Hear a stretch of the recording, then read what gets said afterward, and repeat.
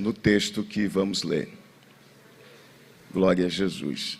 Vamos falar das primeiras missionárias a enviar Jesus ressuscitado para o mundo. Glória a Deus. Antes de ler o texto, eu quero externar minha gratidão a Deus de estar retornando a esta casa de oração, vendo alguns amigos e tendo o privilégio de ver o meu pastor presidente, o homem que me consagrou e me separou ao santo ministério, o pastor Israel Alves Ferreira. Deus continue dando saúde, sabedoria, para continuar pastoreando este lindo trabalho. Deus abençoe o Senhor. Ficamos 1 ano e 8 meses na Europa, e o Senhor me atendeu todos os meses. Acredite no que eu estou falando. Eu não congrego aqui, mas o vosso pastor sempre me atendia no campo missionário. E isso marcou a minha vida. Quando eu estava em Portugal, eu estive em Espanha, Romênia, França, e o Senhor sempre me orientava. Continue. E não só falava isso, mas mandava oferta para mim. Eu quero que você aplaude Deus pela vida do vosso pastor. Deus continue abençoando sua vida. O coração do Senhor é maior do que o mundo. E eu gravo uma frase que o Senhor sempre me diz, e eu sempre pratico. Ele diz para mim: perdoe e ame. Perdoe e ame. Esse é o segredo para quem quer ir morar no céu. Quem quer ir morar no céu? Olhe para o seu irmão e diga: perdoe e ame. Glória a Deus. Quero também parabenizar a missionária irmã Joilda. Eu não pude estar no aniversário, mas hoje eu vim e já trouxe presente. Estava devendo 3 anos consecutivos do presente, mas esse ano eu já trouxe, já pagou pelos 3. Viu? Glória a Jesus Cristo. Deus abençoe sua vida.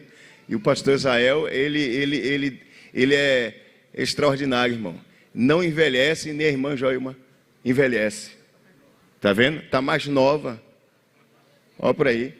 Já tem quantos anos aqui, meu? 7 anos. Ele não envelheceu, a irmã Joilma parece que tem 30. Diga glória a Deus. Hoje é dia dela. Se você não se alegrar, homem, aí, se você não fizer o que eu estou falando, você não vai ganhar nada. Diga glória a Deus. Diga o dia delas. Vamos ler o texto. E no primeiro dia da semana, muito madrugada, foram elas ao sepulcro, levando as especiarias que tinham preparado. E acharam uma pedra do sepulcro removida. E entrando, não acharam o corpo do Senhor Jesus. E aconteceu que, estando elas perplexas a esse respeito, e eis que pararam junto delas 2 varões com vestes resplandecentes. E estando elas muito atemorizadas e abaixando o rosto para o chão, eles lhe disseram: por que buscais o vivente ou um vivente entre os mortos? Não está aqui, mas ressuscitou. Lembrai-vos como vos falou, estando ainda na Galileia, dizendo: convém que o Filho do Homem seja entregue nas mãos de homens pecadores, e seja crucificado, e ao 3º dia ressuscite.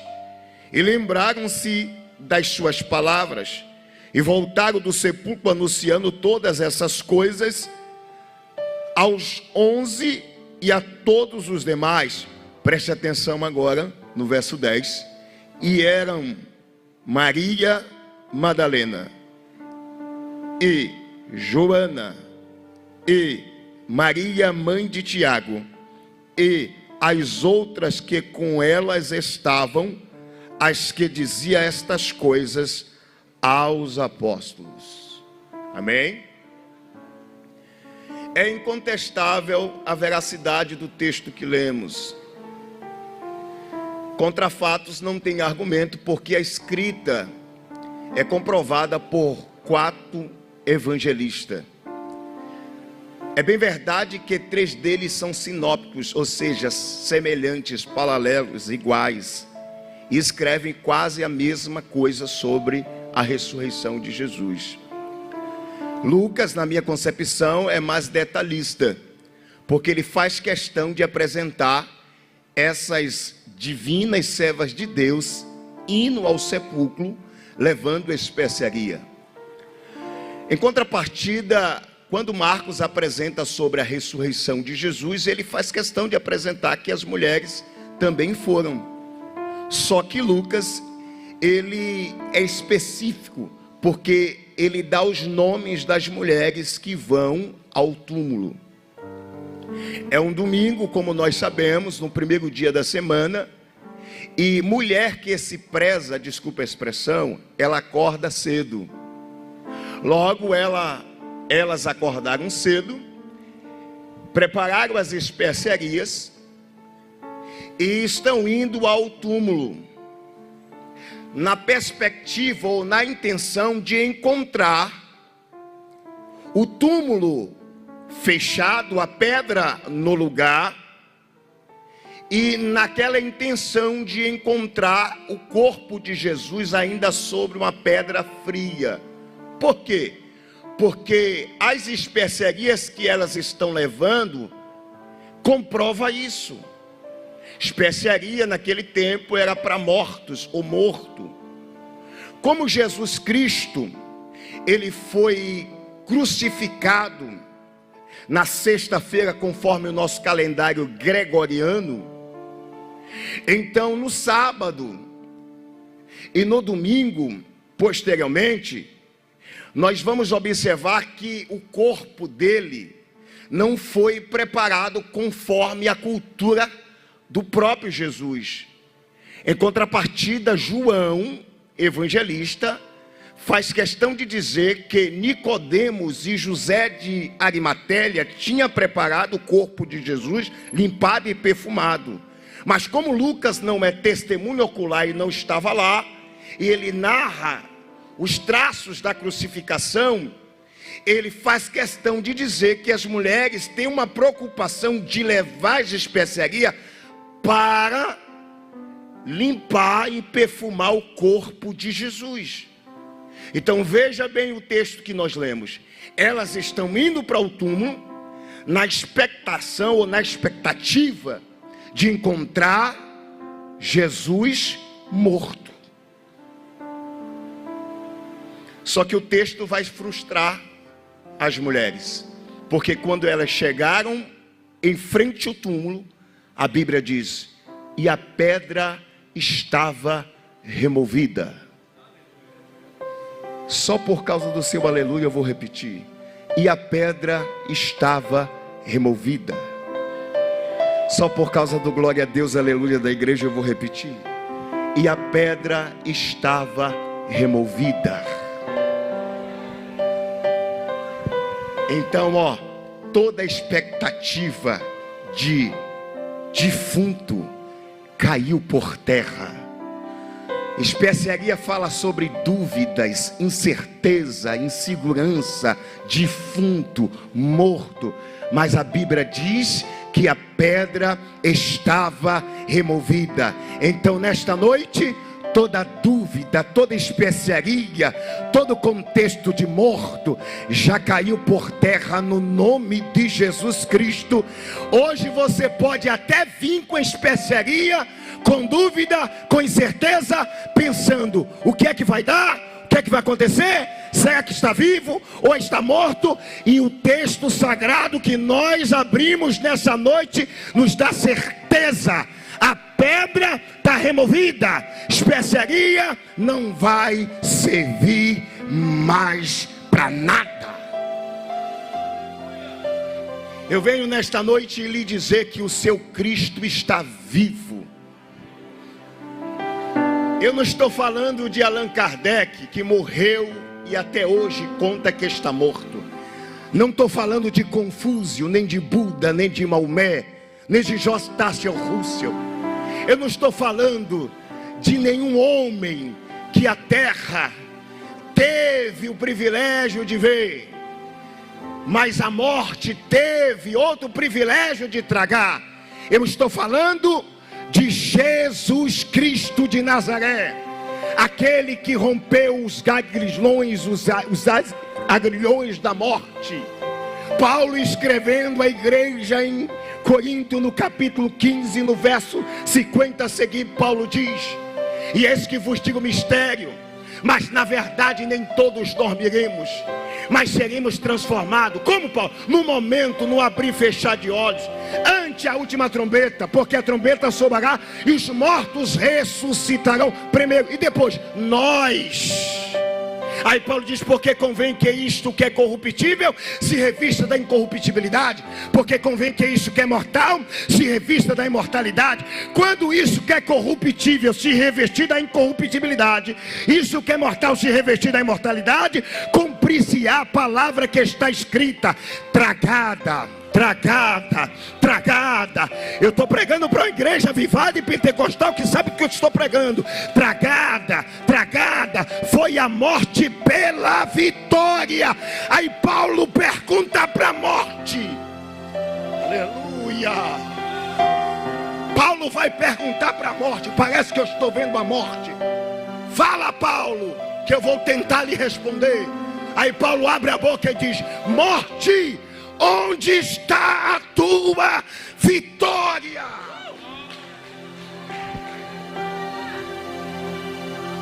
Eu vou te dizer o que a morte respondeu. Ela botou a mão na boca e ficou muda. Eu vou repetir, porque tem assembleano aqui e sabe o que eu estou falando. A morte botou a mão na boca, quem sabe botou as mãos no ouvido e diz: não fala mais isso não.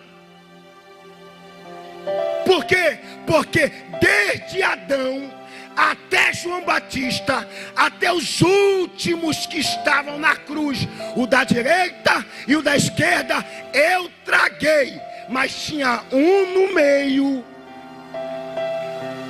Oh, glória a Jesus,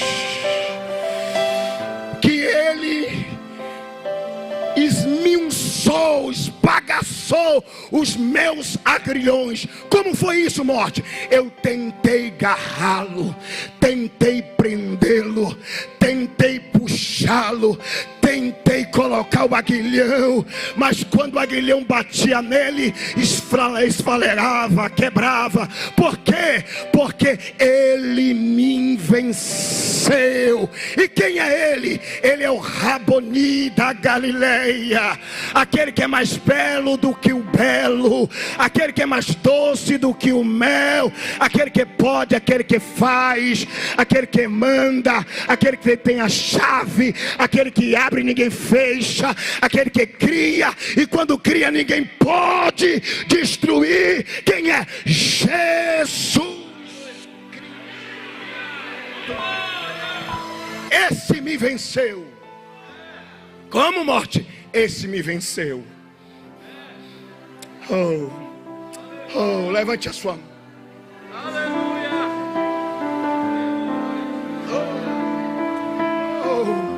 Todos a morte matou, mas quando chegou diante de Jesus, ela teve que bater continência. Por quê? Porque Paulo diz: morte, onde está a tua vitória? Morte, onde está a tua força? Aí Paulo explica: o aguilhão da morte é o pecado, a força do pecado é a lei, mais graça, mais graça, mais graça a Deus que nos dá a vitória por nosso Senhor e Salvador Jesus Cristo. Você não está num culto que o seu Senhor está morto. Eu vou repetir: você não está num culto que o seu Senhor está morto. Se você até veio com especiaria, achando, eu venho quebrar sua dúvida nesta noite. As portas do inferno se romperam. O agrilhão da morte foi rompido. A morte até o dia de hoje está batendo continência e não pode matar ninguém sem antes não passar pelaquele que a venceu.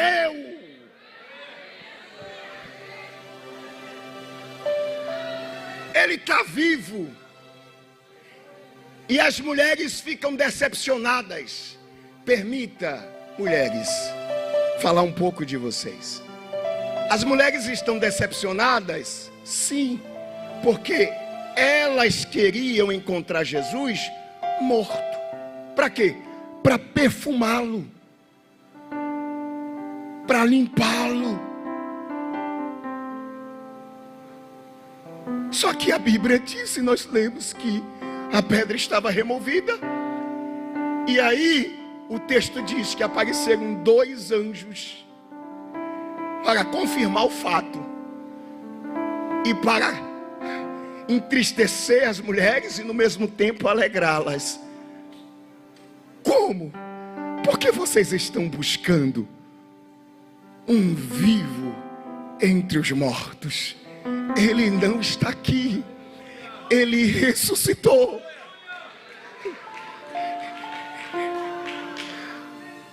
As especiarias estão na mão. Elas vão ter agora a maior missão. Estamos num culto de missão, dia especial das mulheres. Então elas tiveram o privilégio, ou que honra, qual? Anunciar a Jesus para os apóstolos. Eles estão escondidos, com medos, atemorizados. Roma está perseguindo. O Cristo tinha morrido na mente deles. Elas vão para o túmulo, encontram a pedra removida. Os anjos aparecem e dizem: ele não está mais aqui, já ressuscitou. E de repente o texto paralelo, o texto dos outros evangelhos diz que o mesmo Jesus aparece. Quando ele aparece, a Bíblia diz que Maria vai ao encontro dele. Ele olha para ela e diz: não me toque, não me detenha. Por quê? Porque ainda não apresentei o sacrifício ao Pai. Eu não entrei ainda no Santíssimo Lugar. Para quê? Para pagar todos os pecados e oferecer o sacrifício vivo e abrir o véu do Santíssimo para que eu, você, sua casa, sua família tenha acesso não só ao terreno, mas agora o céu de glória. Elas recebem essa palavra, voltam, e aqui eu já vou para o final. Estão vindo. E quem é que está indo para o túmulo? Ou está voltando? As mulheres. Maria, mãe de Jesus. Segundo, Maria Madalena, a que Jesus expulsou os demônios. Terceiro, Joana. Quarto, Susana. E aí Lucas ofusca outras.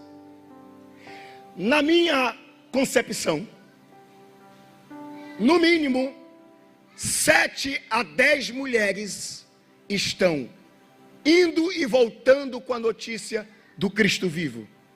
Lucas capítulo 8 diz que Jesus, ele ia de aldeias e aldeias, e as mulheres iam servindo, cuidando dele, com as suas fazendas e as suas riquezas. Nós sabemos que Jesus tivera 82 discípulos, 82, 12 e mais 70. Só que a Bíblia, ela deixa nítido o papel da mulher como serva de Deus e também como auxiliadora do ministério de Jesus. Essas mulheres que estão indo e voltando com a notícia do Cristo ressurrento, se a gente for fazer uma análise, elas já estão na segunda para a terceira idade.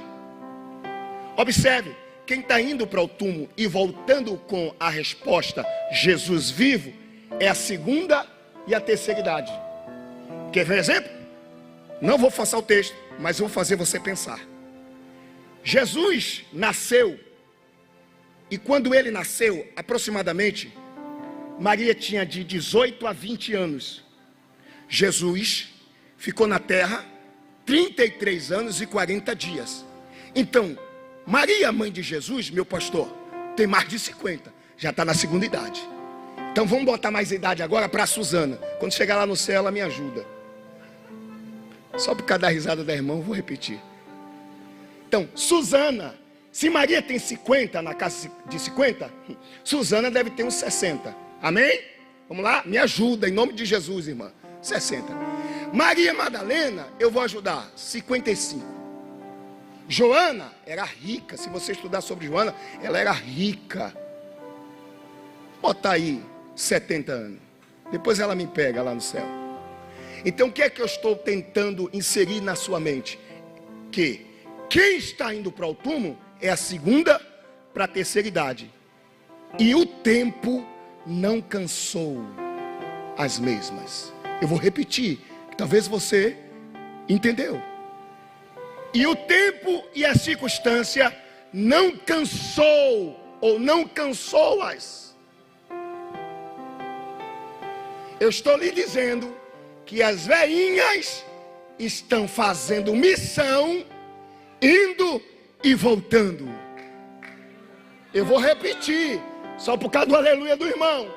Pastor, para fazer missão tem que ter vigor, tem que ser novo, tem que ter os 20, 30 como se eu tenho 38, vou fazer 39 agora 25 de maio. Mas não, o texto está me dizendo que missão não está só vinculado aos de 30, mas o texto está dizendo que missão é vinculado a todos, a todos. Eu vou repetir, a todos, do menor ao maior. Eu vou melhorar, da criança, adolescente, jovem. Você não dá glória porque você não quer. Jovem, adulto, e o que mais eu amo é que chegou na segunda para a terceira idade. E ó, aqui para nós, elas estão dando de 10 de goleada em muita gente. É só você ver o ciclo de oração. Não vem nenhum jovem, mas as velhinhas estão aqui orando. Eu vou dar glória porque eu quero vir no congresso. Eu vou dar glória a Deus por você. Você pode preparar culto de oração. Quem é que vem orar? As velhinhas. Quem é que, vou melhorar para elas. Quem é que oferta, quem é que dizima? As velhinhas. É difícil, mas todo dia, meu pastor, está aqui, está aqui, está aqui. Porque elas aprenderam que Paulo, escrevendo à igreja em Corinto, no capítulo 15, verso 58, que eu deixei para a última hora, e Paulo diz: sede firmes e constantes, abundante na obra do Senhor. Aí foi Deus agora, viu? Vai reclamar com Deus agora. Deus que disse que quando chega a essa idade,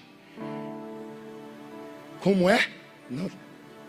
Não existe cansaço e fadiga. Quando chega essa idade, a Bíblia diz que eles darão fruto.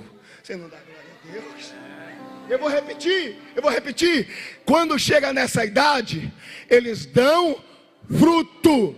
Qual é o fruto que as velhinhas estão dando? O maior para toda a humanidade. Qual? Jesus está. Eita. Jesus está. Cadê a Assembleia de Deus em Leão? Jesus. Quem é que está falando dessas velhinhas? Jesus está. Parece que eu estou vendo Maria Madalena. Corre, menina, vamos correr. Por quê? Rapaz, ele está vivo. Ele está vivo. Corre, Joana. Corre, Suzana. Bora, mulher. O quê? Vamos contar. O quê? Está vivo. Está vivo, está vivo, está vivo, está vivo, está vivo. Levante a mão quem está vivo. Não existe outra obra missionária a não ser essa. Qual? Vivo Jesus, vivo Jesus. Pastor, a prova está grande e as velhinhas estão dizendo, mas ele está vivo, está vivo. A luta está grande, mas as velhinhas estão dizendo, está vivo, está vivo. Dificuldade bateu na porta e as velhinhas estão dizendo, conversa, ele está vivo, ele está vivo. A enfermidade veio e as velhinhas estão dizendo, nada, está vivo, está vivo, está vivo, está vivo, está vivo, está vivo. Ei, o diabo está atribulado no inferno, porque as velhinhas estão dizendo, vivo. Ah, não, eu vou deixar você. Vou largar o microfone só para lhe ouvir. Ele está o quê?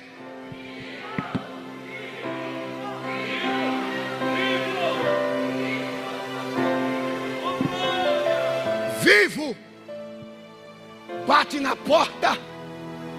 Pedrão, quem sabe, abre. E a palavra delas, você não sabe o que aconteceu. Ele está vivo. As especiarias que a gente levou não serviu para nada. Apareceu 2 anjos lá, disse que está vivo. E João, no texto paralelo, mostrou ele. Ele se manifestou. Eu tentei até tocá-lo, mas ele disse não. E quando elas estão dando a palavra de que ele está vivo, quem é vivo? Você não dá glória a Deus. Você não dá glória a Deus. Você não dá glória a Deus. Você não dá glória a Deus. Minha pastora Joilma, enquanto elas estão dizendo, as meninas da segunda idade, está vivo. Aí a Bíblia diz que ele aparece. E diz, paz seja convosco. Levante a sua mão para o céu. Levante a sua mão.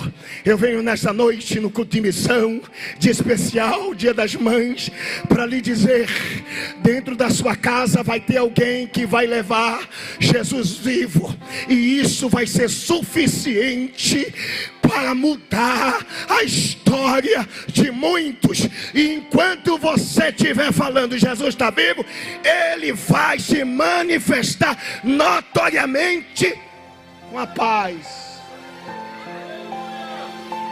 Vamos terminar? Fique em pé, por favor. Meu pastor me ensinou. O pastor Zé me ensinou. Quem fala demais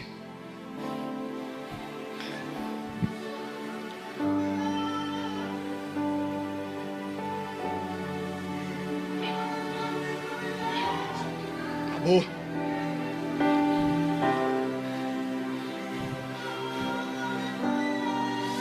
Jesus está aqui, irmão. Estou sentindo a presença dele. Tem gente sendo renovada. Não vou forçar nada, porque ele acabou de me dizer, eu estou renovando a minha igreja.